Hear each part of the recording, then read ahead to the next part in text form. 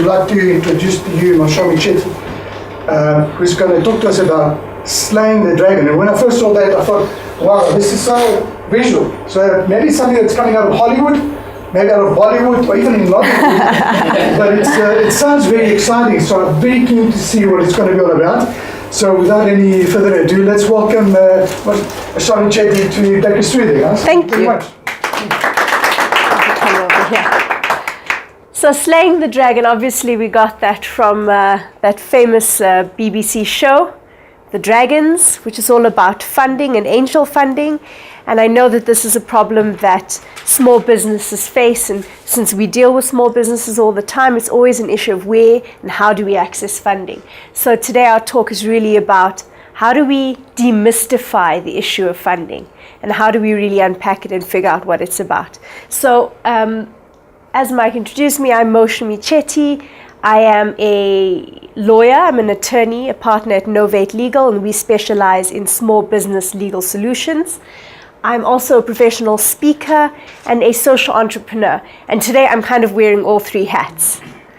My talk today is going to have 4 parts, and it's really addressing the 4 questions I think every small business person should be asking themselves when considering the issues of funding.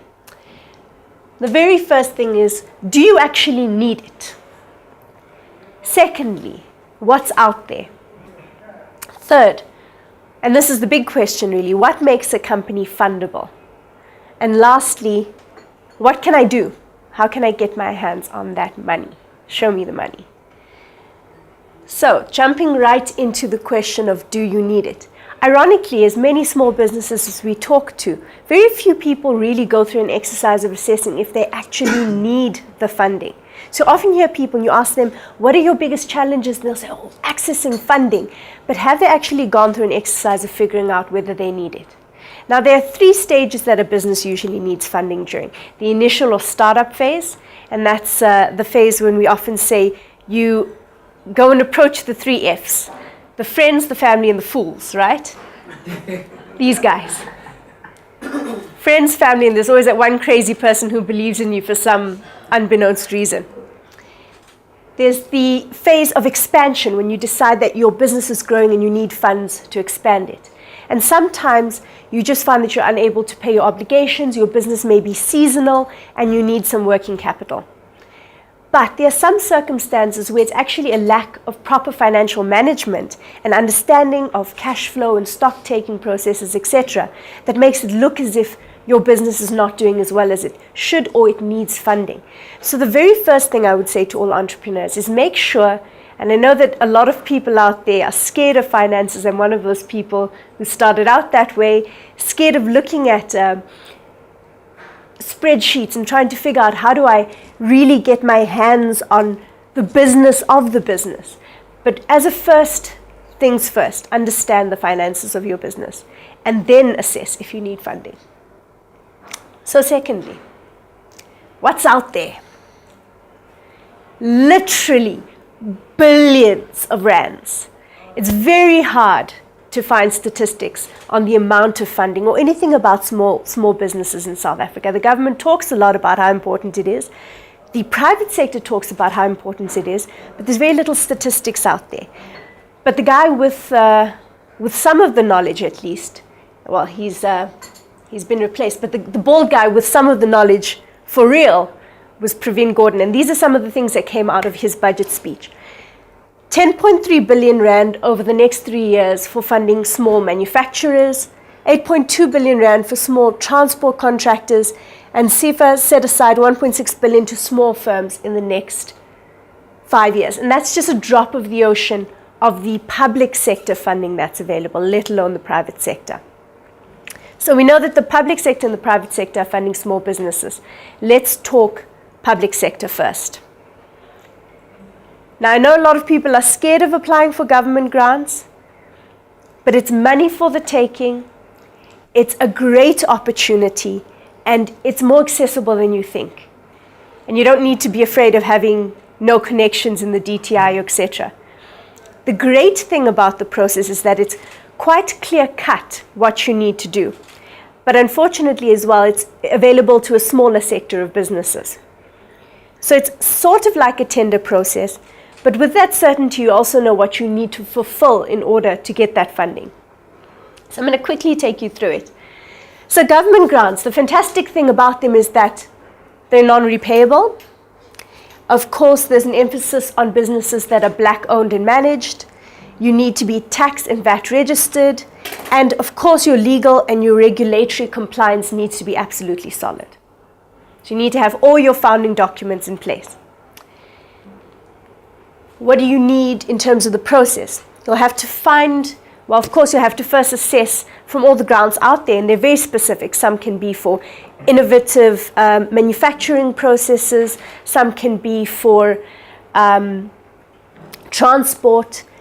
It can be extremely, extremely broad and extremely, extremely narrow. And I'm sure that you can find a grant that fits your business. But this is the basic process. Once you've ascertained which grant you want to apply for, you fill out the application form, you do a motivation letter, you obtain your SARS clearance, you have your solid business plan in place, you get your bank statements and your projections. So the government obviously wants to see your financials as well.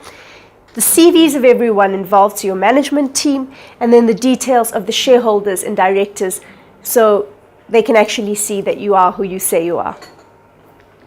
Right, so government grants, where do you find out what's available?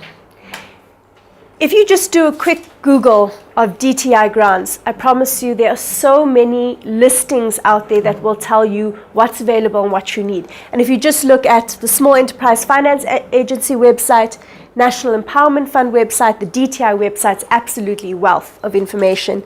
And of course the IDC. There are so many sub-funds that have come out of the IDC, and they've just come up with a new incubator program, which is great for startups and small businesses. So it's available, the government funding is out there. I think everyone should really take a bash at getting it. Has anyone actually tried applying for a government fund before, government grant before? Feel free to put a hand up or a nod. I think the perception is that it's really hard and it's really difficult, but the money's out there and it's available, and the government actually wants you to succeed as a small business, and particularly a small black-owned business. So why not actually go out and get it? Right, so let's go to what's available in terms of the private sector. So the very first stop, I think, for most small businesses are the banks. They need no introduction, right? And I know we've got some people representing the banks here. Now, banks tend not to be that keen on startups because I guess they don't have a background of financials. And small businesses, these are our babies. We're passionate about them. We really care about them. There's so much of our emotion and who we are inside our businesses that we get very emotional about our businesses. So when we approach a bank and we don't get what we want, or we don't get joy, we tend to get a little upset. But understand that the bank's business is to make money out of lending money. So put yourself in the perspective of the lender to understand what you need to give them. A bank is actually a great place to start. And you should really start by building your relationship with your banks early on. But we'll go into what a bank wants from you a little bit later. Secondly, there's the venture capital funds and other funds.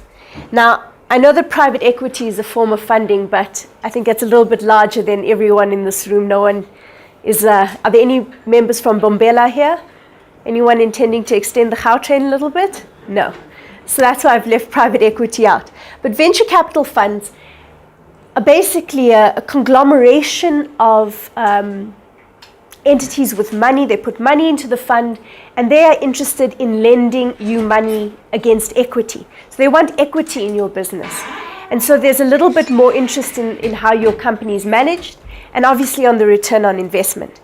And a great place to start looking for venture capital funds, and trust me, there are hundreds out there. We often get approached when we do our networking and in the course of our business by funds at different levels, and incubators who start out funding smaller businesses, and funds that do mezzanine finance, and all they say to us is, we want to give people money. Can people make it easier for us to give them money? So a good starting place is the SAVCA website. If you look at the South African Venture Capital and Private Equity Association website, they've just released their 2014, it's not a prospectus or brochure, but it's a list of the venture capital funds that operate in South Africa and what their requirements are and a little bit about them. So I think that information is really out there. Then we have angel investors. Now, can you believe when I Googled Richard Branson angel, of course, Richard Branson being Richard Branson, there's a picture of him in an angel suit, right? He dived off a cliff wearing this outfit. The man's crazy but awesome. So angel investors are wealthy individuals who want to invest their own money. So they have usually a little bit less to invest in venture capital funds, but they're also investing for equity, and they're investing for fun and interest. And so there's a little bit more personality in it, a little bit more hands-on involvement. Now, angel investment is very big in the UK and the US, where I guess there's a bigger pool of wealthy entrepreneurs to pick from, right? But it's something that's really starting to come up in South Africa. So we'll talk a little bit about how you find yourself an angel funder later. And then something which is uniquely South African, I guess, is enterprise development funding. Now, this is part of the 7 points in a BEE scorecard. And if a business earns more than 35 million rand, if it spends 3%, excuse me, of its net profit after tax on enterprise development, it can earn up to 15 points. So there's a big incentive for companies out there to invest in enterprise development, but often they don't know how. And I think there's a great scope for small businesses to link up with enterprise development funds, because it's not just monetary, it's also non-monetary. And there's a big scope for mentorship and development and getting other things that are really important for your benefit, like for your business, like office space or financial management. You know, you can get a bigger company to do your financial management for you. So this, I think, is a really great opportunity. And of course, it's geared more towards Black-owned and management businesses. And there's a certain strong empowerment message behind it. And I think that some small businesses are kind of scared of enterprise development, and I think we just really need to bridge the gap between the people who want those points, because there's an incentive for them, and everyone who could benefit from almost a mentorship relationship with a larger company. And of course, some of the banks have started some enterprise development funding as well, which I think is a great way if you're a startup to be incubated. And to get financing that way. Crowdfunding. Does everyone here know what crowdfunding is? Crowdfunding is something that's a little bit innovative and quirky and wacky. I have some personal experience with doing crowdfunding. Now, we used a website called Startnext, but there are a great number of crowdfunding websites, Kickstarter, Tipping Point, etc. What crowdfunding is it takes the triple F, the friends, family, and fools to the next level. It gives you a platform to attract more of your friends, your family, and crazy people from the rest of the world. This is where you can really be fun and have fun with your funding proposal. There's no limit to the amount of money you can attract, but certainly it's not easy to attract millions of rands, because you're getting drips and drabs from people who donate to your cause or your business or your idea via a website platform. So this is something that South Africans haven't really thought of. They haven't really given much thought of. But if you can link it to your Facebook page and your LinkedIn, you can really build a following for something that is a bit more of an innovative idea that you feel no one's really going to bite for. So of course, if we had approached a bank and said, please help us build some toilets in India, or a venture capital fund, they would have said, 4 crazy people on bikes, please go away.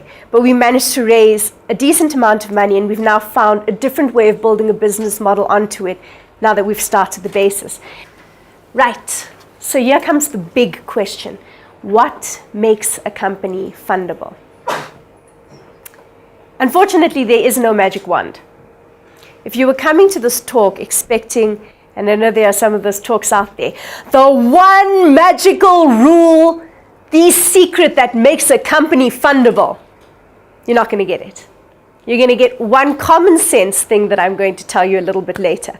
But there's absolutely no magic to what makes a company fundable. But there is something that, unfortunately, as entrepreneurs, is less important than we think it is, and that's us. We often think that our business, our product, is so cool that what we're selling is who we are. And I think as entrepreneurs, we need to divorce ourselves from that a little bit.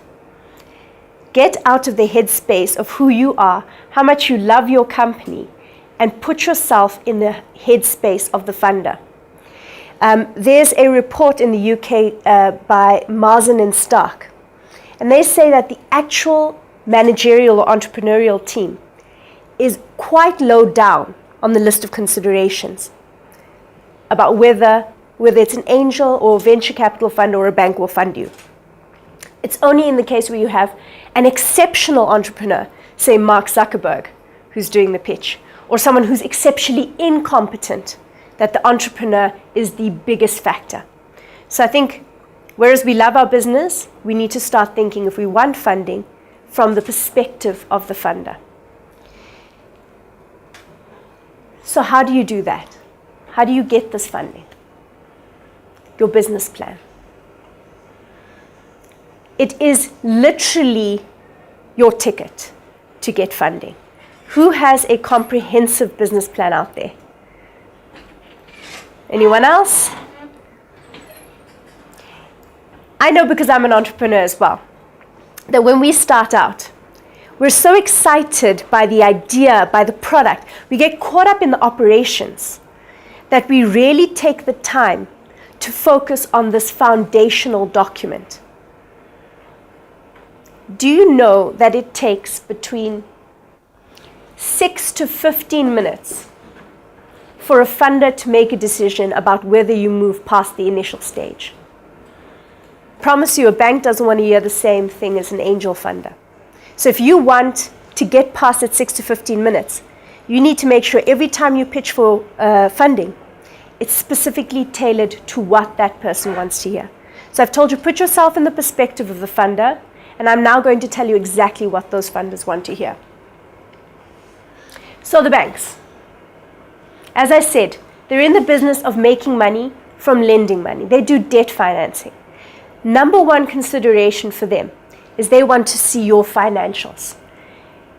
Now we often, and this is just human nature, we hide from the things that we're worried about. And the consideration, and this information, by the way, it comes from a collation of not just information that funders say they want to see, but something called verbal feedback protocol. So you do mock situations of funding, and you get the funders to verbalize as they go what they think about the proposal and what they think is most important. And why it's important to look at verbal protocol is because they can't ex post facto decide what they think is important or what they think should be important, but you're hearing what they actually think as they go. So this is very valuable information that I'm giving you here. Don't be opaque about your financials. The thing that you're scared of, we tend to hide behind. But the complaint from most funders is that people don't put enough information about their financials in.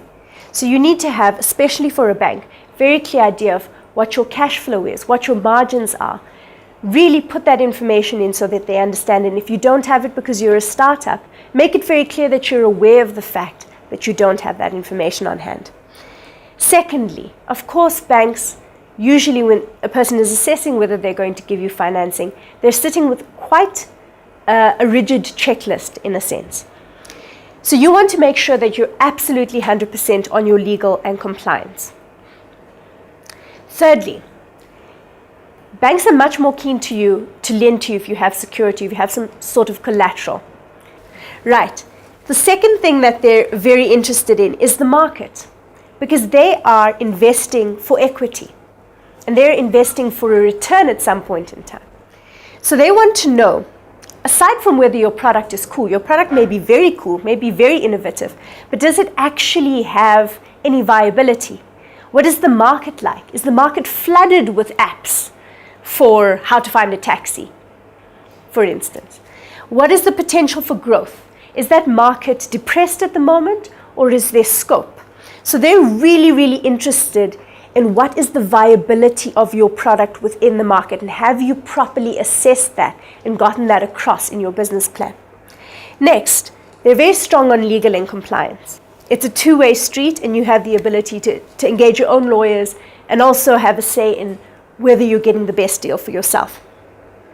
And fourth, the management team.